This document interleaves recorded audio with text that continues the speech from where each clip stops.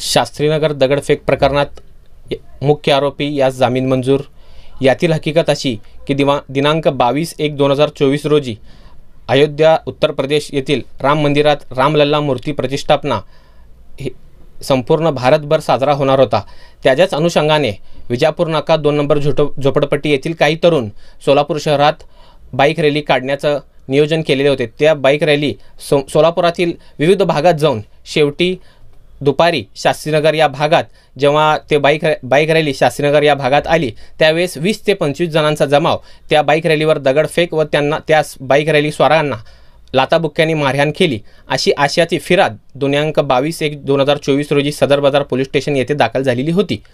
त्याच्याच अनुषंगाने दिनांक 23/1/2024 रोजी यातील मुख्य आरोपी सैलानी कुरेशी यास पोलिसांनी अटक करून मेहरबान न्यायालयासमोर हजर केलेले असता न्यायालयाने त्यांना प्राथमिकता 2 दिवसाची पोलीस कस्टडी मान्य केलेली होती।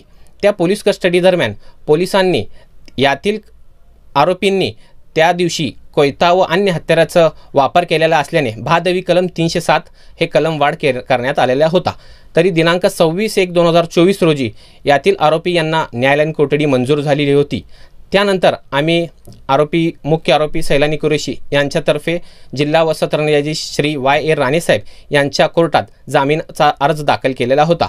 सदर जामिनाचा युक्तिवाद फेस आम्ही जे फिर्याद दिली होती, फिर्याद देताना यातील फिर्यादीने लाथाबुक्क्याने मारहाण केली व दगडफेक झालेली असं प्राथमिकता त्यावेळेस फिर्याद देताना दर्शवली होती। परंतु वास्तविक पाहता पोलिसांनी नंतर कलमवाढ केलेली होती। हे कलमवाढ कुठल्या प्रकारे केले, कशा प्रकारे केले याचं योग्य तो युक्तिवाद आम्ही मेहरबान कोर्टासमोर केलेला होता व हे संपूर्ण हे प्रकरण ह्याला एक वेगळी वळण देण्याचा प्रयत्न होत असल्याचं आम्ही मेहरबान न्यायालयाच्या निदर्शनास आणून दिलं व आमचं युक्तिवाद मान्य करून मेहरबान जिल्हा व सत्र न्यायाधीश श्री Y.A. राणेसाहेब यांनी यातील मुख्य आरोपी सैलानी कुरेशी यास 50,000च्या जात मुचलक्यावर व 2 वेळेस पोलीस स्टेशनला हजेरी लावण्याच्या अटीवर यास आरोपींना जामिनावर मुक्तता केलेली आहे।